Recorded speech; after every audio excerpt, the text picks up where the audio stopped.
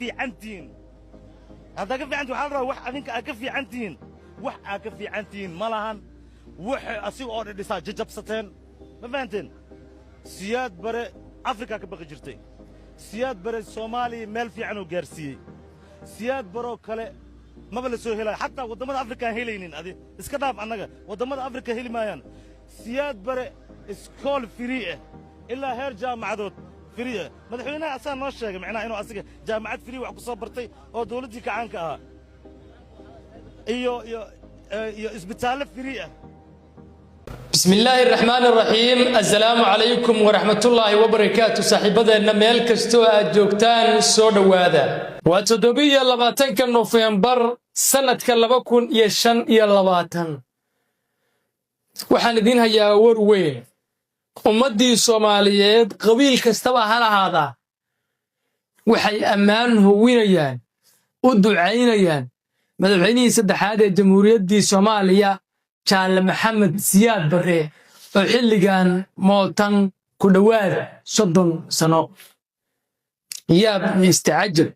miidiyihii meel kala maraa la yahay Jaalow Siyaad aabihii garashada waxaa la qaadayaa heesii kacaanka 22 Oktoobar sida heestii Oktoobar ay adaal ahaa oo kale ayay dhalinyaradii iyo miidiyihii kulli meel kasta waxaa qabsaday taageeradii militariga hogaankii militariga kacaankii ummadda Soomaaliyeed Jaale Maxamed Siyaad Barre ilaa iyo hadda ma hayna wax taageeraya mooryaantii hogaaminaysay jabhadii xukunka militariga la dagaalamay ma hayno dabadhiliskii iyo jaajuuskii u shaqaynayay Itoobiyaan wax taageeraya ma hayno xataa qabiiladoodii ma taageeraya inna lillahi wa inna ilayhi raaji'uun ilaahu aysan noo garnaqin ummad xataa aan noolayn oo haddii la oran lahaa dadkan dad noolaa oo mataqaanaa iisha xilligaas ogaa oo Siyaad Barre qabiil ahaan kula socda haddii la oran lahaa macnay ahaan lahayd dhalinyaradan waxay dhasheen burburkii kadib dhalinyaradan cid intay guri ku xareysay hanuunin u samaysay oo Siyaad Barre u buunbuunisay ama u faanisay ma ay jirto ee waxa ay wax ku go'aaminayaan war xilligii Siyaad Barre maxaa jiray maanta maxaa jira intaas markaas shabhadii mooryaanta ahaa iyo xukunkii militariga waxa u garnaqay shacabkii markaasay guushi waxay raacdeen dawladda militariga hogaamiyaasha jabhadaha waa la habaaraya inna lillahi wa inna ilayhi raaji'uun hogaamiyaasha jabhadaha waa la habaaraya Siyaad Barre ay la dagaalameen waa loo duceynayaa wala hawla wala quwwata illa billahi al-ali al-azim war muuqaalkan iga fogeeyo oo shirkireeyo laba qodob baan rabaa inaan ka hadlo qodob maxay tahay sababta ay shacabka Soomaaliyeed u amaanayaan Siyaad Barre oo dhowr iyo 30 sano ka hor dhintay maxayse tahay sababta ay ku jeclaadeen shacabka Soomaaliyeed oo Siyaad Barre taageerada intaas leeg uu ku helay qodob labaadna waan rabaa inaan dul istaago waxaad aragteen dad markasta leh aad baan u necbahay dadkaas leema tuso macnaheedu markaan leema tuso maan shakhsiyadooda iyo qof aan inaan necbahay balse hadalladaasaan diidayo hadalladaas waxaan u diidayaana wax kale ma aha markaan su'aalaha hadda aan ku weydiinayo aan weydiiyo baysan iga jawaabin marka hadalkoodii waa nacay ee ma aha inaan dadkaasi kale u necbahay anigu waxaan ku jiraa dadka jecel dadka in la doodo qofka in mataqaanaa wuxuu rabo la waraysto loo jawaabo la isweydaarsado xogta haddii qof uu qaldan yahayna la qabto haddii uusan qaldanayna lagu raaco kooxdaas marka waxaan nacay hadalkooda markaa ka jawaabo ama su'aal aan weydiiyo baysan jawaab isiinayn illa way ceebaysan yihiin marka hadalladoodaas waan nacay su'aashaas waxay tahay Siyaad Barre waxa maanta wadanka ka socda oo dhan waa wuxuu abuuray Siyaad Barre waxa maanta wadanka ka socda oo dhan waa wuxuu abuuray inaan qodobkaas marka la dul istaagana waan rabaa iyo inaan tuso su'aalaha aan hadda idin weydiinay marka ka jawaabi waayaan waxaan u nacay doodooda dhammaantiin aad doontaasito horta intaan idin la wadaagay ummadii Soomaaliyeed sheekh iyo shariif qabiil kastaba haddaad oran lahayd Siyaad Barre mareexaan baa taageeraya iyo haddaad oran lahayd Siyaad Barre daarood way waxa buunbuunanaya qabiil baa lidin tusay dadkan waa hawiye waa dad reer Muqdisho bal la arka fariimaha ay dirayaan maxamed sheekh xoolo ma bixi jirin محمد سياد نين العق بحية ما هي قريه هنتدي أولها يو سومالي وقته قريه الشغالة أولها أساب بحي باردودي شو أكتوبر وكويا له محوها كويا له وابري الصالة هاي لابد بكعان كمركو اللي يددك الصومالي تصدق إيست محمد سياد والله يا بعائلتي سقار كمدو إنه واحد لك محمد سياد نين هنتي أبور تماهين قرادنا هدا أنا وأم بانا سوتها عني كاريرها أنسو سمي كاريرو بوجا ما هين أنا حرفدي كرتدي إلهي أمر كيسيو أقونتي دان سركال كل نقدي دال كيجان هذا بروميسيونا كوهلي دل عادها أنت دل عادو أنا هلا مد قبيل يوجاس وزير باشي دا ولدي هل هبن مرتوق من نقولين الدولة دي إقلا هضلو نين كان وحلبان شار ساعدها وحي كجرا حلبان هذا السومالي لانه كجرا حلبوها يا وكان يسوق أمانة سياد بر إلى أركوان الإساق وأبرج على والله نكا سنين صومالي بوها مركو هوري أنا نكا نين آد صومالي عقل قوم بالغا حدي مركي دنبه نين صومالي بوها صومال فهمي دالك أنا عادي وحو تري دالك مركو خبصدي بابا بوها صومالي وحاسو ورشدة وحاسو دسما وحاسو عيدنا وحاسو نتقاسمي لكن ما كده مسوق halkaas marka waxaan ku jabinayaa dooda dad kale daarood baa boonboonanaya doodaas waa jaban tahay kuwan soo isaaqaya wiya ma aha digal iyo mirifle iyo dadka kale ee daaroodka kalena faraha ka qaadaba waxa taageersan waa iyaga halkaas ilib waxaan rabaa inaan idin la wadaago maxay tahay sababta xilligan dadka Soomaaliyeed ay ku jeclaadeen siyaad bare qodobkana horta ugu muhiimsan waa inay dadka Soomaaliyeed arkeen xukunkii siyaad bare markuu dalka ka talinayay say ummadda Soomaaliyeed ahayd iyo sharaftii ay lahayd iyo 34 sano kadib wixii bedelay waxay dhaleen ama natiijadii ay dhaleen taasi waa qodobka ugu muhiimsan ee dadka Soomaaliyeed xilligan mucaarad iyo muxaafadba ay ku taageerayaan siyaad bare Allahu naxariista Cabdullaahi Yuusuf Axmed waxa laga sheegay in markii uu joogay Bagaati uu yiri haddaan ogaan lahaa in waxaan ay ku dambeynayso ama xaaladda Soomaaliya ay sidaan noqon doonto marnaba siyaad bare lama dagaaleen kamana hor imaadeen Cabdullaahi waa hogaamiyay ugu horeeyay haddii ugu horeysay hub ka qaadata ee la dagaalanta siyaad bare waana qofkii ugu horeeyay inqilaab ka fashilmay inqilaabkii dhicisoobay 1978 wuxuuna ka soo jeedaa reerkii siyaad bare inqilaabay ee xukunka ka tuuray Allahu naxariis Cabdi Ali Sharmaak waa nin majartana Maxamuud Suleymaan isagiiba wuxuu leeyahay haddaan ogaan lahaa in xaaladda Soomaaliya ay saan ku dambeynayso marnaba ma taqaanay mucaarad waa qadar baa dhacday haddaba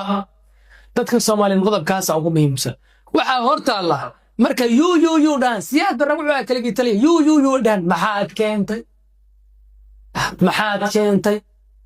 dawlad la'aan bay dhaanta haddiiba ay leedahay dawladdaas way xumee oo kaligii talis ma yahay war maanta intii ay ii qabanaysay dawladdaas ma isiisay shacabka su'aal saas u gardhiganayaan markaas yow meesha ma taal waa inaad qirtid ninka ragga libintiisa u qirtid shacabka Soomaaliyeed qodobkaas ugu muhiimsan qodobka labaad waa wadaniyadda siyaad bare nin wadani ah baa qodobka saddexaad waxa weeye in siyaad bare markaasi uusan baahnayn uusan hal cariisho Soomaaliya ku lahayn uusan hantida ummadda boobay xukunka ha jeclaado oo qof kasta xukunka waa jecel yahay ama inuu taliyo laakiinse wadanina waa ahaa inuu wax boobo hantida ummadda dhacana ma rabina hantidiisa buu lacag isagu u leeyahay wuxuu ku bixinayay inuu ummadda wax u dhiso intaas dadka Soomaaliyeed u taageerayaan siyaad bare waa qodobka labaad waxa weeye dad baa waxay dhahaan iska soo jiraa markay fashilka 34 sano jirsaday ama 35 sano jirsaday ay waxba ka qaban waayaan oo ma taqaanay ay baroortaan oo ma taqaanay xaaladda wadanka ay waxba ka qaban waayaan inay marxuun 34 sano ka hor dhintay inay dhaleeceeyaan oo ay dhahaan hadda waxa xaalka maanta meesha ku marayo waa wuxuu isagu abuuray ama waxay ka dhasheen ficiladiisii dadkaas doodooda waa dhibsadaa sababtaan u dhibsanayana waa inaysan su'aalo jawaab u hayn su'aalaha aan weydiin doono war ilma adeerada siyaad bare 22 sano talinayay sidii naarin raacayna 22 ka sanana nin wax qabtay buu ahaa وحوا كقلدمي كان وبني آدم قفك بني آدم كخلق يسحب وكان عكرا وحو قلدي وحو صحيبة نين دل كان هجاجي كابياش هجاجي ورشدة بدل بيسي شغالي بوها سؤال شان هو الدين كوي الله تنسى نسيات برتلني سومالي ودحل كيسي إلى ما أنت وين انتفاع ستا بل صدق شان سنة بتلني سير مركات كسو تبتان هذا الكأن معناها إذين سمينين وحق أبو ريبة النتيجة كدلت بل إسلام بربرديس فرصة ده هيستين سو كوي الله تنسى وحبو قبطو صدق شان سنة محاثرة بل صوماليا جروا الله وضع إسلام إلا إن كاما أي سارة يسو وحقف كقف انتي وحو سميي با wax iinimay kaama ay saarayse 22 sano ka jar 35 sano 15 sano oo dheeri ah baad haysatay 15 ka sano wax ma ku qabato intaas oo shirara ma gasheen intaas oo isku timaadeen maxaad qabatay maxaad santeen illa waqtina ka waqti badnidiin fursadna ka fursada badnidiin oo xilligan tiknoolajiyada casriga ah maraysan Soomaalida maanta way isxaal ogtahay dhaqaale waad haysataan maanta Soomaalida waa millionaires maxaad qabateen maxaad keenteen hal nin baa 10 warshadood dhisi kara Soomaaliya xataa qabiil ahaan u dhisan wada warshadood dowladdiinta qalbiis haddaad idhaadid siyaad barraa waxaan abuuray oo ka dambeeyay isagoo ku xumaynaya qabiilo kale kaba soo qaad hawiye isaaq ku xumaynay kaba soo qaad inuu dalku burburo aan la is'aaminin dagaalkii 4 bilood dhexmaray علي مهدي عيديد مسياد برادي إلا وحال لا دغاشين سياد بروها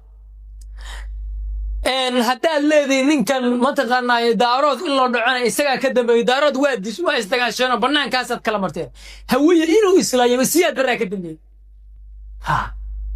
meesha la idin la dhigay hawiye dhexdiisa inay caydiid iyo cali isku dilaan مسياد برا kadibay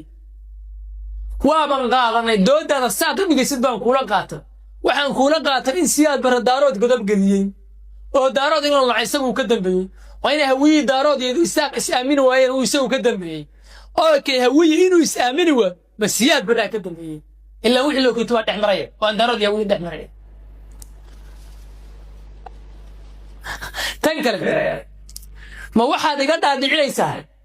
anoo maanta nool oo ma taqaanay indhahaygu shan yihiin waxa culumo waxa wax garad waxa aqoonyahan waxa khubaro Soomaali maanta nool waxay ka gudbi waayeen caqabad u siyaad barra abuuray way ka gudbi waayeen miyaad iga dhaadhicinaysaa warbal Soomaaliya gartaas ma waxaad iga dhaadhicinaysaa waxa aqoonyahan iyo waxa madax cad ee Soomaali intay maanta isku imaadaan haday yihiin dad diyaarsan oo rabay inay dawlad noqdaan caqabad u siyaad barra abuuray iyo wuxuu filkiyay bay furfuri waayeen oo ka dulboodi waayeen miyaad iga dhaadhicinaysaa aniga oo ka qaadanay marka kama jawaabaya markaas waxay ku laayeen hadda ka saari mayso boqolaal wadan oo hadiiba aan saab u dhigtaan idin la dhignay kaliya taliyahay baa soo kabtay oo maanta dunida calan walaynaya Rwanda kamida Liberia kamida Nigeria kamida هي markay kuwaas kaliya taliyaashooda waxa ma falkin laakiin siyaad baraba anaga quful lagu xirtay qalbi inta Soomaalidu ku xireeyay ku sanka duureystay furiina waa la dhintay furii waxa idin kala dhintay siyaad baramiya bal aynu tagna qabuuriga garbaar war siyaad barfuriyaasha Soomaalida kala dhintay hal laga soo saara qabuuraha war ma reexaanka garbaar joogo war ordo taga magaaladaas qabriga siyaad bareenta furtaan war bal ka soo saara furii Soomaalidu la dhintay oo qiimi inna lillahi wa inna ilayhi raaji'un wa eed aan macna lahayn wa eed qof damiir leh oo aqli leh oo wax bartay uu san aqbali karin wa eedayn caalwa samir caalwa wa eedayn qof la iskala duldhacay ma aqbalayno idin kama yeelayno in marxuun xiliyo hore dhintay aad eedisho ka saabtaan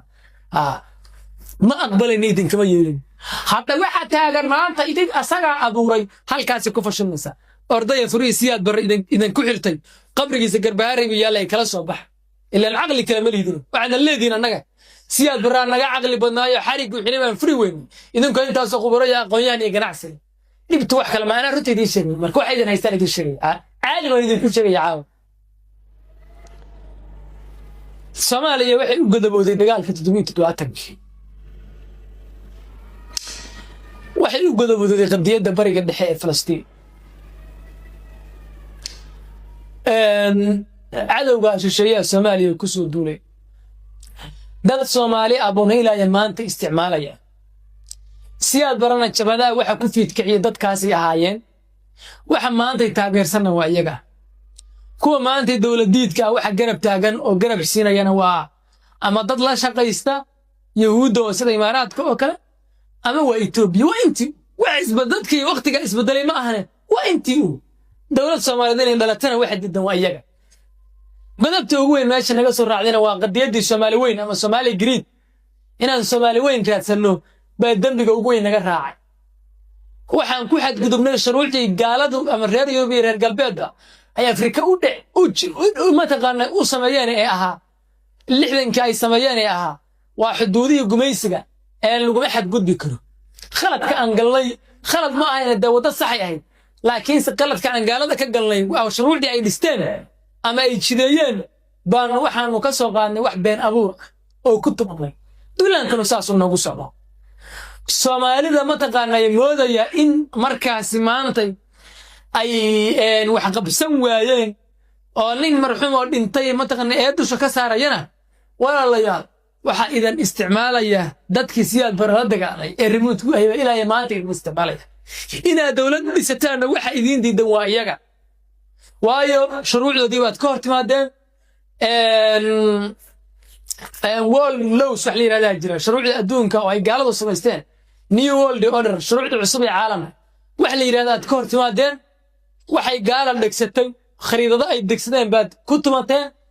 godob baan la idin qaad waa la idin godobeeyay dulmiga ka taagan bariga dhexe iyo qadiyadeedana Soomaalidu iyo siyaad baran si adag bay u taageereen madaxan la wada istaagsan yahay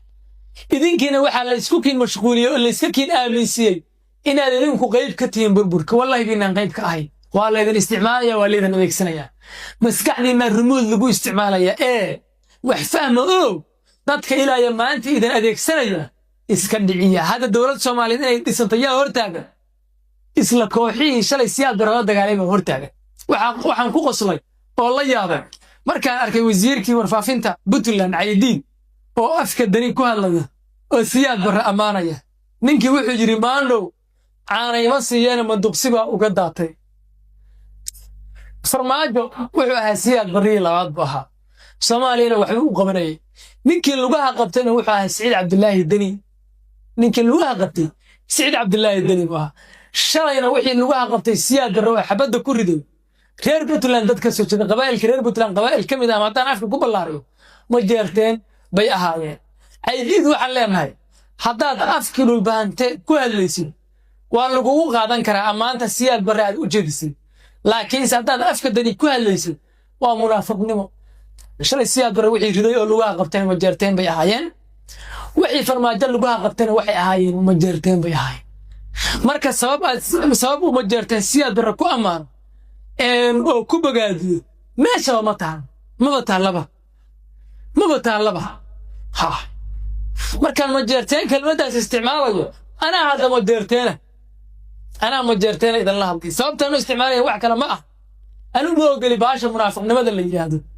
shalay ragga iil ka dhigay Maxamed Cabdullaahi Farmaajo soo rag ma jeerteena ma ahayno kablalah Axmed Madoobe Dani Soomaaliya oo kablalah inuu gaadano absama ah nin hartiyo Saciid Cabdullaahi Dani ma jeerteena Soomaaliya maxay u dhigeen maxay iilka u dhigeen ilaa siyaad barra wadadii Farmaajo ku socday xukun awood uu rabay Soomaaliya sharaf uu rabay Soomaaliya guulaysto uu rabay Soomaaliya warshado uu rabay Soomaaliya ciidan uu rabay Soomaaliya sharaf uu rabay maxay ma taqaanay u dhigeen sabab ay maanta nagu amaani karaan marka siyaad barra meesha ma taalo kaliya gaashaan ama difaac bay ka dhiganayaan ha ilaa wax kale oo ay dawladda Xasan Sheekh ku dhaylaan bay waayeen meel kasta laga soo xiray marxuumkii dhintay ee shalay asxaanka u sameeyay ee Maxamed Cabdullaahi Farmaajo marxuumka siyaad barre la mid ahaa oo ay lugaha qabteen axsaan uu ka waayay mayay u sameynayaan siyaad barre waxay ka hoosgalayaan culeysyada haysta godoominta la saaray way ka hoosgalayaan xaqna uma laha inay amaanaan xaq uma laha waayo shalay markuu noolaaba axsaan umaysan samayn xaq uma lahan markii inay amaanaan xaq uma lahan inay intay halkaas soo fariistaan isbarooriyaan xaq uma lahan runtan idin sheegay